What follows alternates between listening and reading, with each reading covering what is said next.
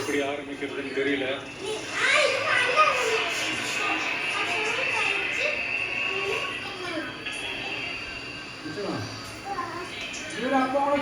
சினிமாவில் எப்படியாவது கஷ்டப்பட்டு வெற்றி அடையும்னு இருந்த ஒரு சாதாரண அசிஸ்டன்ட் டைரக்டருக்கு பிறந்த ஒரு பிள்ளையா எனக்கும் வாழ்க்கையில வறுமைனா என்னன்னு எனக்கு நல்லாவே தெரியும், பசினா என்னன்னு எனக்கு நல்லாவே தெரியும். நான் ஒன்றும் பெரிய மன்னர் பரம்பரையிலாம் வந்துடல.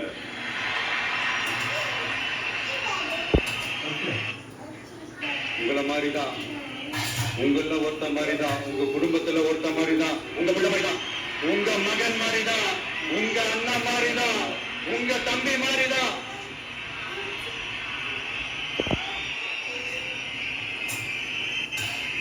அப்படிதான் நான் உணர்றேன். நீங்களும் என்ன அப்படி நினைச்சதுனாலதான் சினிமாவில் எனக்கு ஒரு மிகப்பெரிய ஒரு இடத்த ஒண்ணு கொடுத்தீங்க. அதையெல்லாம் விட்டுட்டு உங்களுக்காக நன்றி கடன் செலுத்துறதுக்காக அரசியலுக்கு வந்த உங்க விஜய, இந்த விஜய, நீ வா விஜய், நாங்களா இருக்கோம், பாத்துக்கிறோம். விஜய் தம்பி நீ வா, நாங்க இருக்கோம். விஜய் தம்பி நீ வா, நாங்க இருக்கோம். அண்ணா நீ வாடா, நாங்களா இருக்கோம். நண்பா நீ வா நண்பா, நாங்களா இருக்கோம் சொல்லி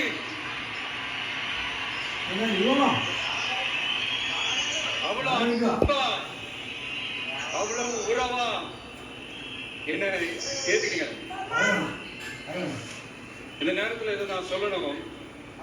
இந்த டிராவல்ல, இந்த ப்ராசஸ்ல எனக்கு எவ்வளவோ கஷ்டங்கள், எனக்கு எவ்வளவோ இந்த அவமானப்படுத்தினதெல்லாம் ஒரு பக்கம் இருந்தாலும் எனக்காக கூட நின்ற உங்களுக்கும் அதே மாதிரி கஷ்டங்கள், அதே மாதிரி அவமானங்கள்,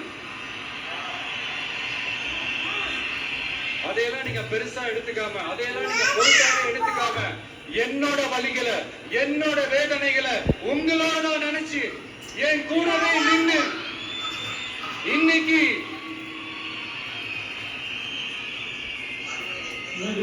ஜோசப் விஜய் எனும் நான்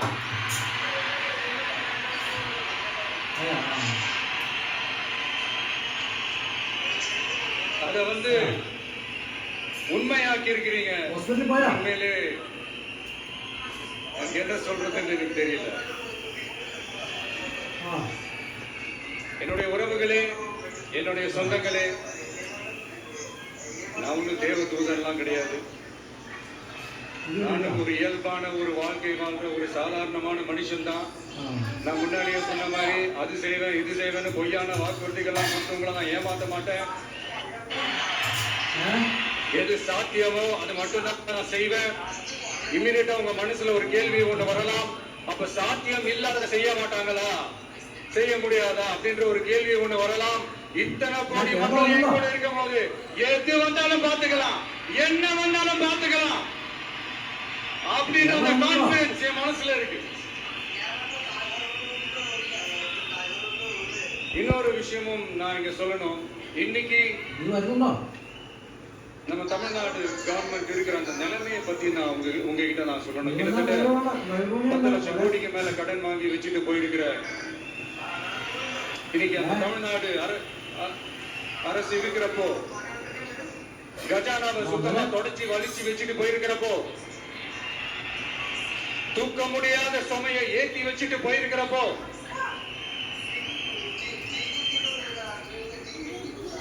அப்படிப்பட்ட ஒரு நிலைமையில தான் இந்த பொறுப்பை நம்ம கையில் எடுத்திருக்கிறோம்.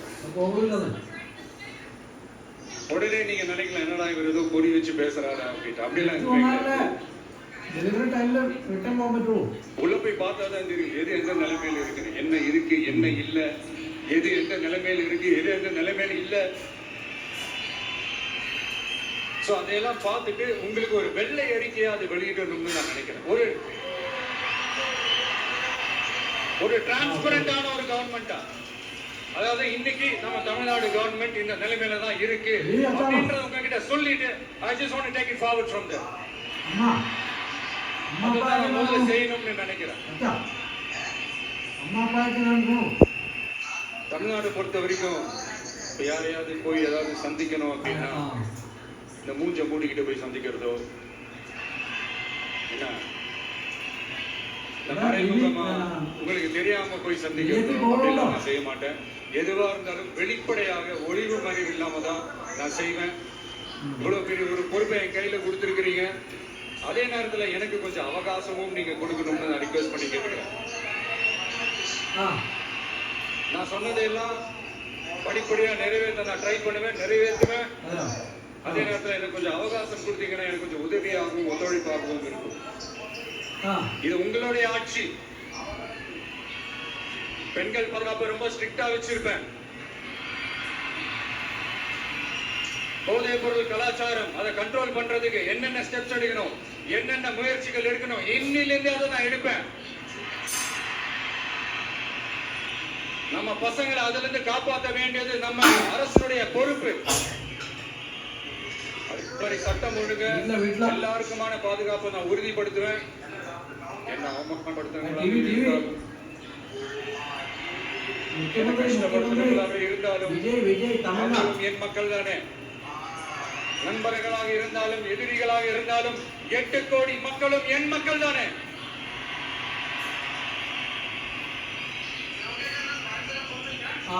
இந்த அடிப்படை விஷயங்கள், கல்வி, ரேஷன், மருத்துவம், குடிநீர், சாலை வசதி, பஸ் வசதி, இந்த மாதிரி விஷயங்கள்ல தான் என்னுடைய முதல் கவனம் செலுத்தணும்னு எனக்கு தோணுது. நான் முன்னாடியே சொன்ன மாதிரி மக்கள் பணத்துல இருந்து ஒரு பைசா பணம் நான் தொட மாட்டேன். எனக்கு அது அவசியமும் இல்லை. அது உங்களுக்கு நல்லாவே தெரியும். இந்த விஷயம் தப்பு பண்ண மாட்டான், தப்பு பண்ணவும் விட மாட்டான். அது யாராக இருந்தாலும் சரி, என்னோட கவர்மெண்ட்ல என் கூடவே இருக்கிறவங்களாகவும் சரி விட மாட்டான். சப்போஸ் யாருக்காவது அப்படி ஒரு எண்ணம் மனசுல இருந்துச்சுன்னா, நம்ம ஜெயிச்சுட்டோம், ஒரு ஆட்டம் ஆடி பார்க்கலாம் அப்படின்ற எண்ணம் யாருக்காவது இருந்துச்சுன்னா இப்பவே இந்த நிமிஷமே அதை எரேஸ் பண்ணிடு.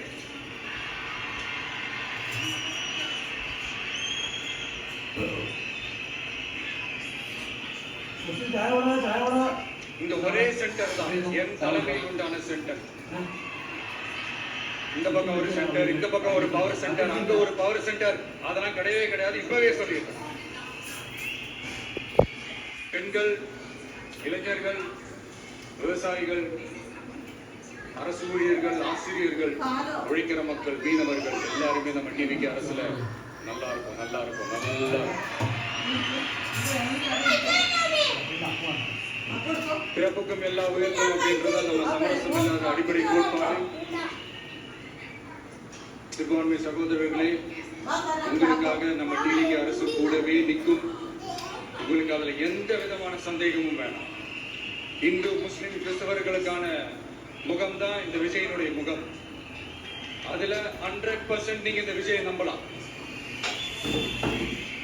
இப்படி ஒரு சூழலை ஏற்படுத்தி கொடுத்த தமிழ்நாட்டு மக்கள், ஒட்டுமொத்த மக்கள், உங்கள் அனைவருக்கும் இந்த நேரத்தில் என்னுடைய நன்றியை தெரிவிக்கிறேன். இன்னொருத்தவங்களுக்கு முக்கியமா நான் நன்றி சொல்லணும். அது விஜய் மாமாவோட குட்டி நண்பா நன்றி.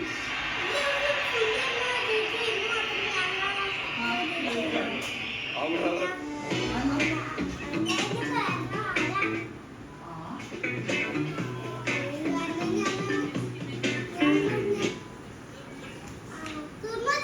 முக்கியமா நன்றி சொல்லணும்.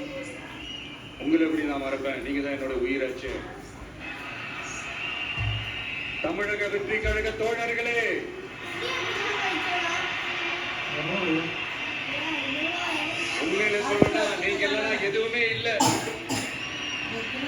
கழக தோழர்களுக்கும் கழக நிர்வாகிகளுக்கும் வாக்குச்சாவடி முகவர்களுக்கும் my dear virtual warriors, உங்கள் அனைவருக்கும் கோடான கோடி நன்றிகள். வாங்க எல்லாருமா சேர்ந்து ஒரு fresh governance, ஒரு new governance ஒன்று கொடுப்போம். This is a new beginning.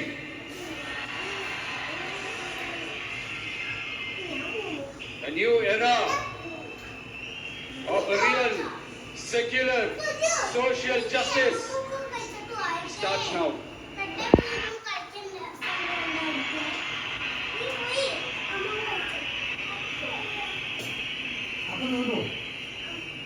மக்கள் நலன்களை மட்டுமே லட்சியமாக கொண்ட நமது அரசுக்கு பக்கபலமாக நின்று ஆதரவை வழங்கியுள்ள காங்கிரஸ் பேரியக்கத்தின் தலைவர் மதிப்புக்குரிய திரு மல்லிகார்ஜுன் கார்கே அவர்களே, பாராளுமன்ற எதிர்க்கட்சி தலைவர் மதிப்புக்குரிய மை பிரதர் திரு ராகுல் காந்தி அவர்கள், காங்கிரஸ் கட்சியின் பொதுச் செயலாளர் மதிப்புக்கு திரு கே.சி. வேணுகோபால் அவர்கள், தமிழ்நாடு காங்கிரஸ் தலைவர் மதிப்புக்குரிய திரு செல்வ பெருந்தகை அவர்கள், என்னுடைய நண்பர் பிரவீன் சக்கரவர்த்தி அவர்கள், சிபிஐஎம் கட்சியின் தேசிய பொதுச் செயலாளர் மதிப்புக்குரிய தோழர் திரு M.A. பேபி அவர்கள், மாநில செயலாளர் மதிப்புக்குரிய தோழர் திரு பி. சண்முகம் அவர்கள், அரசியல் தலைமை குழு உறுப்பினர் மதிப்புக்குரிய தோழர் திரு கே. பாலகிருஷ்ணன் அவர்கள்,